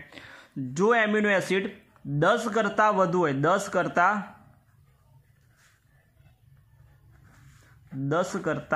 વધુ એમિનો એસિડ લખ્યું એટલે એમિનો એસિડ સંયોજન. જો પોલીપેપ્ટાઇડ બંધથી જોડાશે તો એને કહેવાશે પોલીપેપ્ટાઇડ. પેપ્ટાઇડ જોડાશે તો કહેવાશે 10 એમિનો એસિડ પેપ્ટાઇડ બંધથી જોડાશે તો એને કહેવાશે પોલીપેપ્ટાઇડ. 10 કરતાં વધુ હશે તો નિપજને પોલીપેપ્ટાઇડ કહેવાશે. જો 100 કરતાં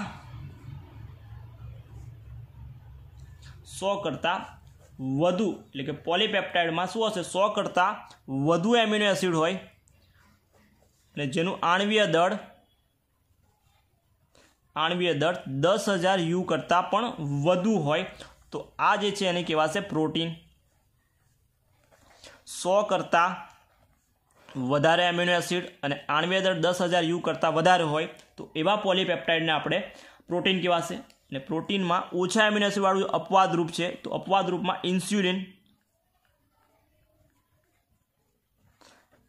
યાદ રાખશું, જેમાં ખાલી માત્ર 51 એમિનો એસિડ છે, 51 એમિનો એસિડ ધરાવે છે, છતાં પણ એને પ્રોટીન તરીકે ગણવામાં આવે. તો પ્રોટીન હતું પોલીપેપ્ટાઇડ અને એનું એ બંધારણના આધારે. નેક્સ્ટ ટોપિક જોઈએ આવે પ્રોટીનનું વર્ગીકરણ.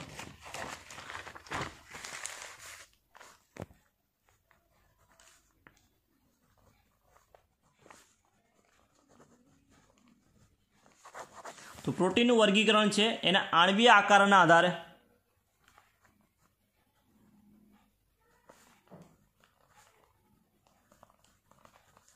આણ્વીય આકારના આધારે બે પ્રકારે થાય, એક રેસામય અને બીજું છે એને ગોલીય પ્રોટીન કહેવાશે. એક છે રેસામય પ્રોટીન, બીજું છે ગોલીય પ્રોટીન.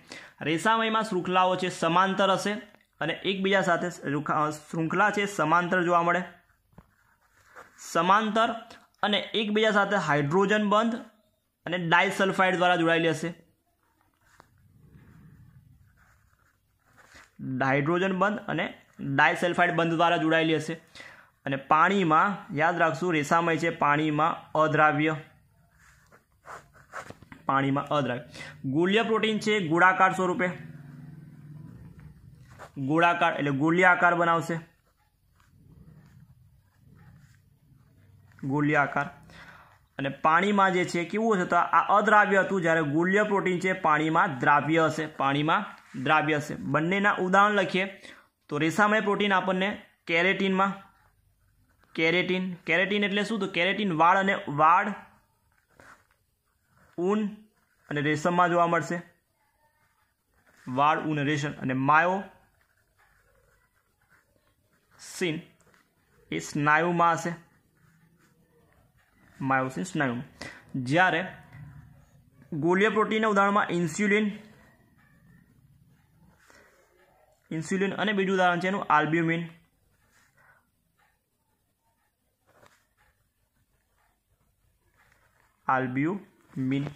તો રેસામય પ્રોટીન સમાંતર એકબીજાને સમાંતર શૃંખલા હશે, સમાંતર શાખા હશે, એકબીજા સાથે હાઇડ્રોજન બંધ અથવા ડાયસલ્ફાઇડ બંધ જોડાયેલું હશે, જેમાં પાણીમાં અદ્રાવ્ય ઉદાહરણમાં કેરેટીન, માયોસિન વાળ ઊન રેશમમાં માયોસિન.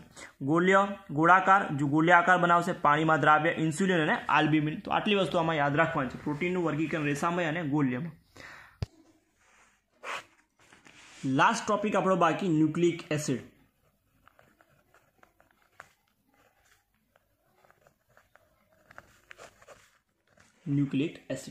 તો ન્યુક્લિક એસિડ શું થતો તો કે આનુવંશિકતા માટે જવાબદાર જે છે એ કોષ કેન્દ્રમાં રહેલા રંગસૂત્રો જવાબદાર છે. તો આનુવંશિકતા માટે શું જવાબદાર છે? પહેલા તો આનુવંશિકતા મતલબ એક પેઢીમાંથી બીજી પેઢીમાં જે લક્ષણો ઉતરે છે એને આનુવંશિકતા કહીશું. તો આનુવંશિકતા માટે જવાબદાર જીવંત કોષોના કેન્દ્રમાં રહેલું શું હોય છે? રંગસૂત્ર હોય છે,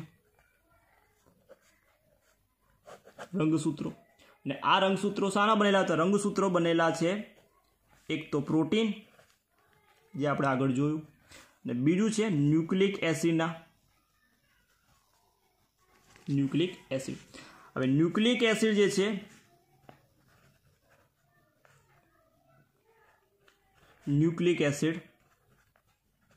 એ પણ બે પ્રકારના છે. તો મુખ્યત્વે બે પ્રકાર છે. એક છે ને આપણે ડીએનએ કહીશું, બીજો છે એને આપણે આરએનએ કહીએ છીએ. એક ન્યુક્લિક એસિડ છે ડીએનએ, બીજો છે આરએનએ. ડીએનએનું પૂરું નામ છે deoxy ribonucleic acid, deoxy ribonucleic acid.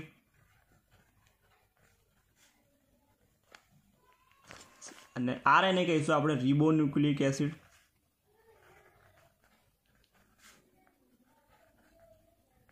Nucleic acid સંયોજનોમાં શું હશે? તો ન્યુક્લિક એસિડ સંયોજનો છે એ ન્યુક્લિક એસિડ સંયોજનોમાં ન્યુક્લિયોટાઇડ હશે. શું હશે? તો કે ન્યુક્લિયોટાઇડની એક લાંબી શૃંખલાનો પોલિમર પદાર્થ છે. તો ન્યુક્લિક એસિડ સંયોજનોમાં જોવા મળશે ન્યુક્લિયોટાઇડ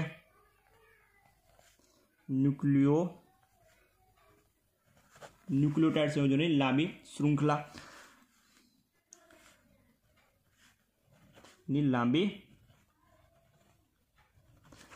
માટે ન્યુક્લિક એસિડને બીજું શું કહેવાશે? તો બીજું કહેવાય છે ને પોલીન્યુક્લિયોટાઇડ.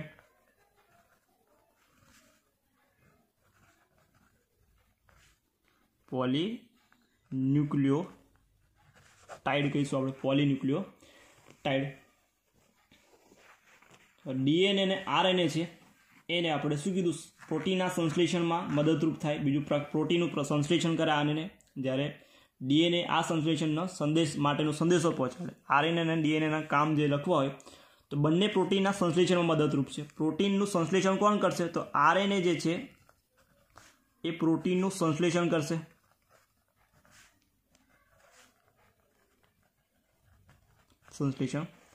જ્યારે આ ડીએનએ જે છે એ પ્રોટીનના સંશ્લેષણ માટેનો સંદેશ પહોંચાડશે. આપણે જોવાનું છે એના બંધારણ અથવા રાસાયણિક સંગઠન જોવાનું છે. ન્યુક્લિક એસિડનું રાસાયણિક સંગઠન જોવાનું છે.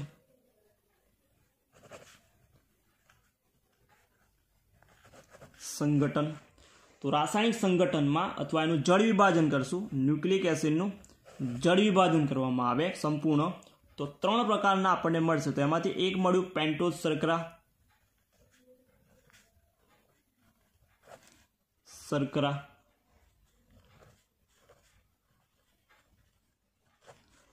બીજું મળ્યું એમાંથી ફોસ્ફોરિક એસિડ.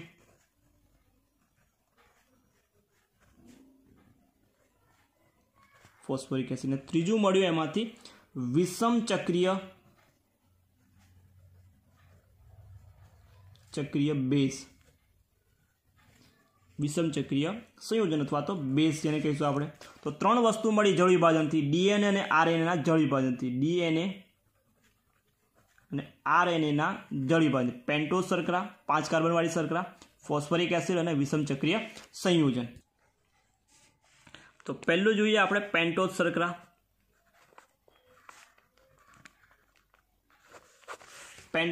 તો આરએનએમાં કઈ શર્કરા જોવા મળે? તો આરએનએમાં જે શર્કરા છે, શર્કરાનું નામ છે બીટા ડી રિબોઝ શર્કરા. અને ડીએનએમાં જે છે શર્કરા એનું નામ છે beta D 2D oxy ribose શર્કરા. 2D ઓક્સી રિબોઝ શર્કરા. તો આરએનએમાં કઈ પેન્ટોઝ શર્કરા જોવા મળે છે? તો બીટા ડી રિબોઝ શર્કરા. અને ડીએનએમાં બીટા ડી પણ ડીઓક્સી, ડીએનએનું નામ જ છે ડીઓક્સી રિબોઝ, તો ડીઓક્સી રિબોઝ શર્કરા. આગળ બીટા ડી લખવાનું છે ખાલી. બંધારણ એનું કેવું છે? તો બંધારણ દોરીએ. પેન્ટોઝ શર્કરા છે તો 5 સભ્યોવાળું ચક્રીય રિંગ છે દોરવાનું છે આપણે. તો અહીંથી પહેલો કાર્બન, બીજો કાર્બન, ત્રીજો અને ચોથો. તો અહીં લખી નાખવાનું CH2OH. અહીં H નીચે આવે તો ઉપર, સોરી અહીં OH ઉપર છે એટલે નીચે ઉપર આવશે H ને OH આવશે નીચે. અહીં OH નીચે છે તો અહીં આપણે બંને OH અહીં લખવાના, નીચે લખવાના છે. OH બંને OH CH2OH અને ઉપર આવશે OH અને આ બાજુ પણ OH. બીટા છે એટલે ડી છે, બીટા છે એટલે OH ઉપર હશે પહેલા કરવાનું, તો એનું નામ થાય બીટા ડી રિબોઝ. કયામાં હશે? આરએનએની શર્કરા છે. તો આ પહેલો કાર્બન, બીજો, ત્રીજો અને ચોથો અને 5મું કાર્બન થશે. એવી રીતે ડીએનએ માટેની શર્કરા દોરવી હોય તો સેમ ટુ સેમ પહેલાં સ્ટ્રક્ચર દોરવાનું આ રીતે. પહેલો કાર્બન, બીજો, ત્રીજો અને ચોથો. તો યાદ રાખવાનું, અહીં લખી નાખવાનું CH2OH. અહીં H બે બાજુ OH. પણ શું કીધું? બીટા ડી રિબોઝ શર્કરા મતલબ બીજા કાર્બન પરથી ઓક્સિજન, ડી મતલબ દૂર થવું, ઓક્સી મતલબ ઓક્સિજન, તો બીજા કાર્બન O લખવાનો નહીં. આ ફરક આવશે ડીએનએ અને આરએનએની શર્કરામાં. અહીં OH હશે, અહીં ખાલી H હશે, બાકીનું સ્ટ્રક્ચર જે છે એ સેમ જ આવશે. તો આની કહેવાશે બીટા ડી, બીજા પરથી ઓક્સિજન ગયો એટલે બીટા 2 ડીઓક્સી રિબોઝ શર્કરા, બીટા ડી રિબોઝ શર્કરા. તો આ હતું આપણું પેન્ટોઝ શર્કરા. બીજું કયું કીધું એમાં ઘટક હતો? Phosphoric acid.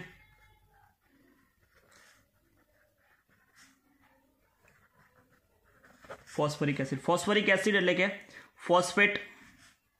Nucleic એસિડમાં phosphoric એસિડમાંનો phosphate એટલે કે PO4-3 એ શર્કરાઓના દ્વારા શર્કરાઓનું જોડાણ થયેલું. PO4 દ્વારા શું કહ્યું હશે? તો PO4નું કામ છે શર્કરાઓને જોડવાનું, એટલે શર્કરાઓનું જોડાણ કરશે.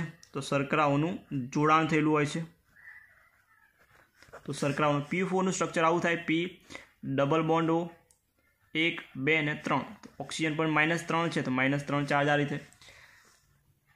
એક છે કઈ જોડાશે? તો એક શર્કરાના, એક ઓક્સિજન શર્કરાના ત્રીજા કાર્બન સાથે, અને બીજું કઈ જોડાશે? શર્કરાના પાંચમા કાર્બન સાથે જોડાશે. શર્કરાના ત્રીજા અને પાંચમા કાર્બન સાથે જોડાણ ધરાવશે ફોસ્ફરિક એસિડ જે PO4 છે. ત્રીજો ટોપ પોઈન્ટ છે એમાં, ત્રીજો ઘટક હતો વિષમ ચક્રીય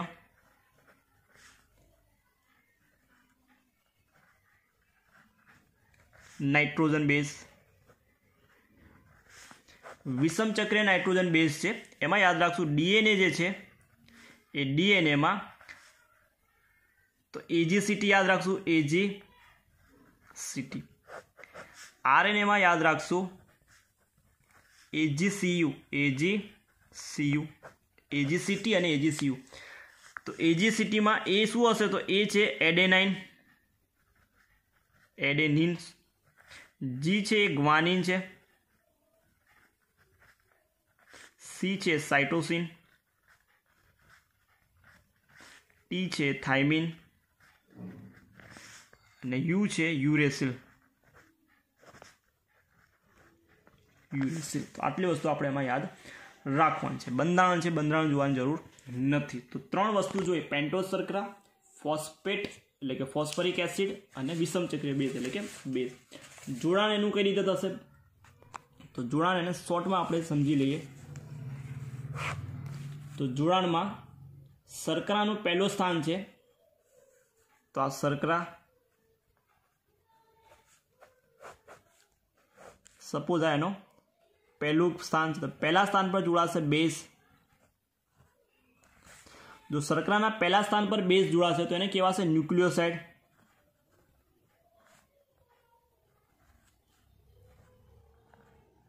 ન્યુક્લિયોસાઇડ. હવે ન્યુક્લિયોસાઇડ જે છે, ન્યુક્લિયોસાઇડના પાંચમા કાર્બન સાથે, ન્યુક્લિયોસાઇડના સપોઝ આ પાંચમો કાર્બન છે, તો પાંચમા કાર્બન સાથે PO4-3 જોડાશે પાંચમા કાર્બન સાથે. તો આટલો ભાગ છે ખાલી, તો એને ન્યુક્લિયોસાઇડ કહેવાશે. જો આખો ભાગ હોય તો એને ન્યુક્લિયોટાઇડ કહેવાશે. ન્યુક્લિયોટાઇડ અને ન્યુક્લિયોસાઇડ.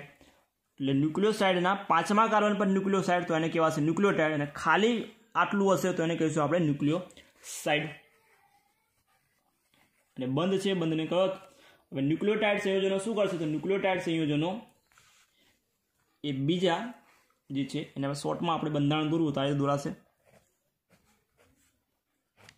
આ આપણી શર્કરા, આ એનો પહેલો કાર્બન, તો એ જોડીશું આપણે બેઝ. પાંચમા કાર્બન પર જોડ્યું આપણે PO4-3. આવું નવું બીજું બેઝ હશે આપણી જોડે, શર્કરા, બેઝ અને ફોસ્ફર. તો આ બે ભેગા થશે અને જોડાશે કઈ રીતે? તો જોડાશે એક શર્કરાના ત્રીજા કાર્બનથી આ ફોસ્ફોડાયસ્ટર, અહીંથી અહીં જોડાણ થશે, અહીંથી જોડાણ, તો એને કહીશું ફોસ્ફોડાયસ્ટર બંધ બનશે. તો એક શર્કરા બંધારણ કંઈક આ બધું દૂરી આપણે.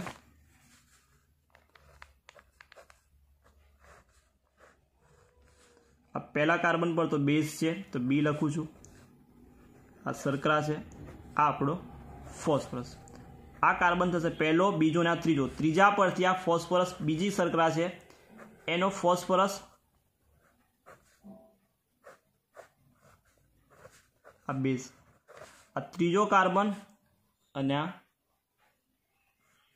5મા કાર્બન પર જોડાયેલું છે। તો આ જે બંધ બન્યો એને કહેવાય છે ફોસ્ફોડાયસ્ટર બંધ, ફોસ્ફોડાયસ્ટર બંધ અથવા સાંકળ કહેવાશે। એટલે એક સરકારનો ત્રીજો અને બીજાનો છે। અથવા એને સાદું સ્વરૂપ લખવું હોય તો આવું લખીને યાદ રાખશું, શર્કરા ઉપર હશે બેઝ, આ બાજુ હશે ફોસ્ફેટ એટલે પી લખું છું, ફરી પાછું હશે શર્કરા ઉપર પાછું બેઝ, ફરી પાછું ફોસ્ફેટ, એન ટાઈમ, ફરી પાછું હશે શર્કરા બેઝ। તો આનું સાદું બંધારણ છે, બંધારણ જોવા મળશે। તો આ તો ન્યુક્લિક એસિડ અને એનું બંધારણ, શર્કરા અને બેઝ ન્યુક્લિયોસાઇડ, ન્યુક્લિયોસાઇડ અને ફોસ્ફેટ તો એને કહેવાય ન્યુક્લિયોટાઇડ। ન્યુક્લિયોટાઇડ બે ન્યુક્લિયોટાઇડ કઈ જોડાશે તો એક સરકારનો ત્રીજું અને 5મા વચ્ચે જોડાણ બનશે, એને કહેવાય છે આપણે 5મા ત્રીજા કાર્બન વચ્ચે ફોસ્ફોડાયસ્ટર સાંકળ જોડાશે તો એને ફોસ્ફોડાયસ્ટર કહેવાય। છેલ્લો ટોપિક બાકી આવે ડીએનએનું બંધારણ। તો બંધારણ જેમ્સ વોટસને ક્રિક દ્વારા દ્વિસલ્ફિડ બંધારણ રજૂ કર્યું, દ્વિસલ્ફિડ બંધારણ રજૂ કર્યું। દ્વિસલ્ફિડ બંધારણ જેને પ્રાથમિક બંધારણ કહેવાશે। બંધારણમાં ન્યુક્લિક એસિડ સંયોજનો દ્વિતીયક બંધારણ પર જોડાવે છે, એકબીજાને પૂરક હોય એવી જોડી। તો એમાં એડેનિન છે એ કોની જોડે તો થાઇમિન સાથે જોડાશે, અને ગ્વાનિન જે છે એ સાઇટોસિન સાથે જોડાય છે, એટી અને જીસી। એટલે કે એડેનિન છે થાઇમિન સાથે જોડાશે અને સાઇટોસિન છે એ ગ્વાનિન સાથે જોડાશે। એ અને ડી વચ્ચે 2 હાઇડ્રોજન બંધ બને છે, 2 બચ, જ્યારે જી અને સી વચ્ચે છે 3 હાઇડ્રોજન બંધ બને છે। તો આ તો એનું દ્વિબંધારણ। તો ડીએનએનું દ્વિસલ્ફિડ બંધારણ વોટસન અને ફ્રાન્સિસ ક્રિક એટલે વોટસન અને ક્રિકે રજૂ કર્યું, વડેલા એટલે કે આ રીતે કંઈક આકાર છે એનો। તો આ રીતેનું દ્વિબંધારણ છે, દ્વિસલ્ફિડ બંધારણ। તેને ન્યુક્લિક એસિડ સંયોજનો દ્વિતીયક બંધારણ પર ધરાવે, પૂરક હોય એકબીજાની, અને હાઇડ્રોજન બંધની રચના હાઇડ્રોજન બંધ બનશે કોની કોની વચ્ચે એ અને ટી વચ્ચે, સી અને જી, એ અને ટી વચ્ચે 2 હાઇડ્રોજન બંધ યાદ રાખશું, અને જી અને સી વચ્ચે 3 હાઇડ્રોજન બંધ યાદ રાખશું। આરએનએનું બંધારણ તો કે આરએનએનું બંધારણ પણ કેવું છે દ્વિસલ્ફિડ બંધારણ છે આરએનએ। તો આરએનએના 3 પ્રકાર છે, એક આરએનએ અને એમઆરએનએ, બીજો છે એને ટીઆરએનએ, મેસેન્જર એટલે સંદેશાવાહક, રિબોસોમલ અને ટી એટલે ટ્રાન્સફર એટલે કે સ્થાનાંતર સંદેશાવાહક। તો એમઆરએનએ, ટીઆરએનએ અને બીજું છે ને આરઆરએનએ આપણે કહીશું। તેના 3 પ્રકાર છે, સંદેશાવાહક, સ્થાનાંતર અને રિબોસોમલ આરએનએ। પછી ડીએનએ ફિંગરપ્રિન્ટ, ડીએનએ ફિંગરપ્રિન્ટનો ઉપયોગ તો કે ડીએનએ ફિંગરપ્રિન્ટનો ઉપયોગ આપણે ક્યાં ક્યાં થાય તો ગુનેગારની શોધખોળ માટે ડીએનએ ફિંગરપ્રિન્ટ, તો ગુનેગાર છે એની શોધ માટે ફોરેન્સિક સાયન્સમાં તો ફોરેન્સિક લેબમાં એનો ઉપયોગ થાય।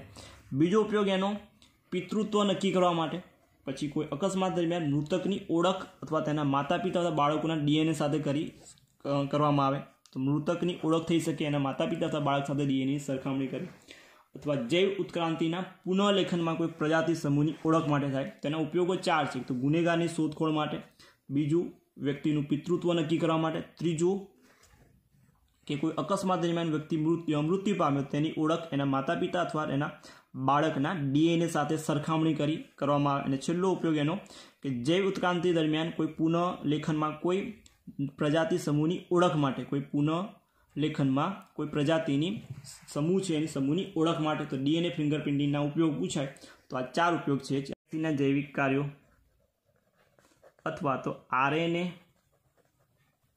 અને ડીએનએના જૈવિક કાર્યો। તો પહેલાં તો ડીએનએ અને આરએનએ જે છે તો આ ડીએનએ આનુવંશિકતા માટેનું રાસાયણિક પાયો એટલે કે જનીન માહિતીના સંગ્રાહકમાં તરીકે ઉપયોગ થાય। તો ડીએનએનો ઉપયોગ પહેલો જ અથવા જૈવિક કાર્ય જનીન માહિતીના સંગ્રાહક તરીકે ઉપયોગ થાય। પછી ડીએનએ તો કે જુદી જુદી જાતિની ઓળખ લાખો વર્ષો સુધી જાળવી રાખવા માટે, એટલે જુદી જુદી જાતિની ઓળખને લાખો વર્ષ સુધી જાળવી રાખવા માટે। પછી એક ડીએનએ બેવડાઈ શકવાની ક્ષમતા ધરાવે, એટલે નવા બાળકોષમાં સ્થાનાંતર પામે, એટલે બેવડાઈ શકવાની ક્ષમતાને કારણે, સ્વયં બેવડાઈ શકવાની ક્ષમતાને કારણે નવા બાળકોષોમાં સ્થાનાંતર પામે। અને આરએનએ અણુ દ્વારા પ્રોટીન એ જુદા જુદા આરએનએ અણુ દ્વારા સંશ્લેષિત થાય, એટલે ચોક્કસ પ્રોટીનના સંશ્લેષણનો સંદેશ ડીએનએમાં હાજર હોય। તો આ તેના ઉપયોગો અથવા તો કાર્યો। જનીન માહિતીના સંગ્રાહક તરીકે, જુદી જુદી જાતિના ઓળખ લાખો વર્ષ સુધી જાળવી રાખવા માટે, એક ડીએનએનો અણુ સ્વયં બેવડાય અને નવા બાળકોષમાં સક્ષમ હોવાથી નવા બાળકોષમાં સ્થાનાંતર પામે, પછી ચોક્કસ પ્રોટીનના સંશ્લેષણનો સંદેશ ડીએનએ દ્વારા અથવા ડીએનએમાં હાજર હોય. તો આ હતું ચેપ્ટર નંબર 14, જે હતું આપણા માટે 8 માર્ક્સનું.